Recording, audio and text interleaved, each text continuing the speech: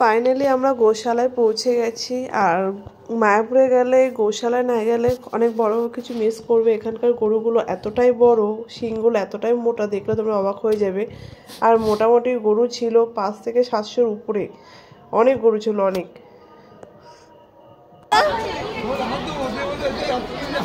মামা কাউ ধরেছিস, এসে না এই চিনি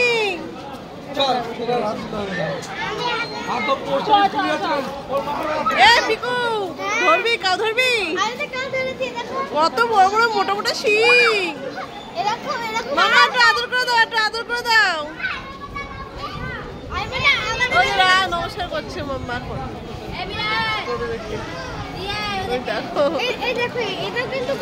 হ্যাঁ এটা ভালো, দেখ এটা হাত দেখ কি ভালো, দেখ কিছু বলে না। হ্যাঁ ওই দেখ হাত শিং বাড়ি দিচ্ছে, মাথা বাড়ি দিচ্ছে। মামা আবার এই পাশে আসো, নীল এই পাশে আসো। বুঝতে পারে যে আদর করছে। মাম্মার এতটাই সাহস যে মাম্মা বারবার করে দেখো শিংগুলো ধরছে, আর আমি বলছি চিৎকার করছি, সাড়া দিচ্ছিলাম। মাঝে তো আমি রেগেই গেছিলাম যে বাই চান্স যদি গুঁতো দিয়ে দেয় কি হবে, একটা বিপদের শেষ থাকবে না। আর একটা গরু খুব গুঁতো দিচ্ছিল, আর ও ওরকম করছিল, আর সবাই ওর দিকে তাকিয়ে তাকিয়ে দেখছিল। ওখানে সন্ন্যাসী যারা ছিলেন আর কি, মঠের যারা লোক ছিলেন তারা ওকে খুব আদর করছিল।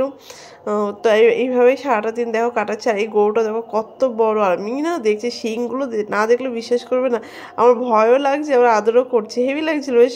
গরুগুলো চুপ করেছিল, ওরাও আদর খেতে চায়, মানুষের ভালোবাসা পেতে চায়, খুব ভালো লাগছিল আমার। দেখো ওরা কি ইয়ে ধরবে, কাউ ধরবে, গরু ধরবে বলে এরকম করছে।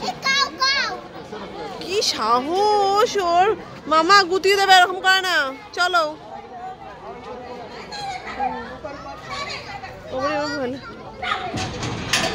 মামা ধরিস না, এত সাহস কোথা থেকে আসি তোর?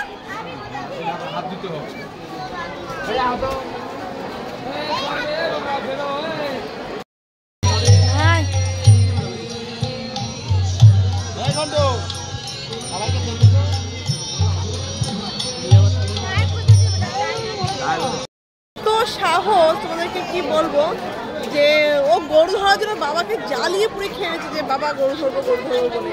আর অত বড় গরু যদি গুঁতো দিলে তাহলে একটা বিপদের শেষ থাকবে, বলো তো, এইসব বললেই শোনে। আর বাবাও তাই, যে মেয়ে যা বলবে তাই, মেয়ের কথা মতন সব কিছু করতে হবে, সেই কথা বললে হবে? বাচ্চা ছোট, তোমাকে তো সেই বুঝেই চলতে হবে। এক ফোঁটা কথা শুনছে না আমার।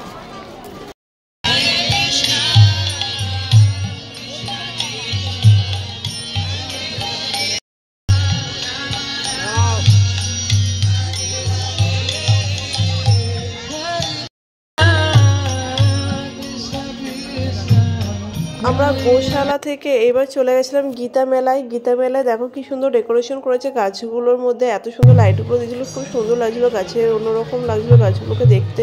বেশ সন্ধে হয়ে এসেছিল, আর দেখতেও খুব সুন্দর লাগছে, কালারিং লাইটিংগুলো দিয়েছিল, আর চারিদিক সবাই ফটো তুলছিল। আর গাছগুলো আমার দেখতে খুব ভালো লাগছিলো বলে ছবি তুলে নিয়েছি।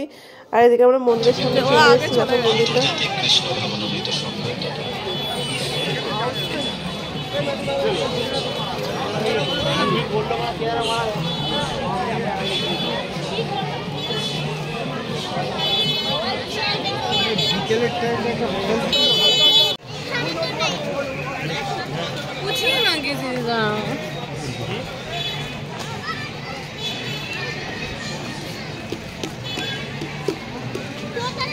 এবার আমরা বাড়ির দিকে রওনা হয়েছি, সন্ধ্যা হয়ে এসেছিলো, মনটা খারাপ ছিল যেহেতু বড় মন্দিরটা আমরা ঢুকতেই পারিনি, এত ভিড় ছিল। আর এদিকে বলরাম সুভদ্রাকে দেখেই আমরা চলে এসেছিলাম, ভালোই লাগছিলো। এবার নৌকাতে উঠার পালা আমাদের, এবার নৌকায় আমরা উঠে গেছি। আর নৌকায় দেখো রাতের ভিউটা কত সুন্দর লাগছে দেখতে, আমার তো ভীষণ ভালো লাগছিলো। আর ভীষণ ভয় লাগছিলো যেহেতু আমার জলে ভীষণ ভয় লাগে।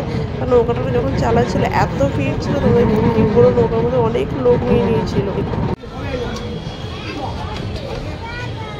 টাটা টাটা মামা, ও ফ্লাইং কিস দিতে গেছে।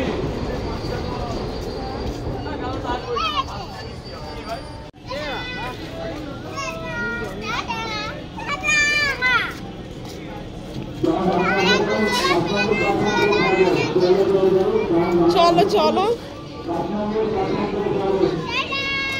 আসামের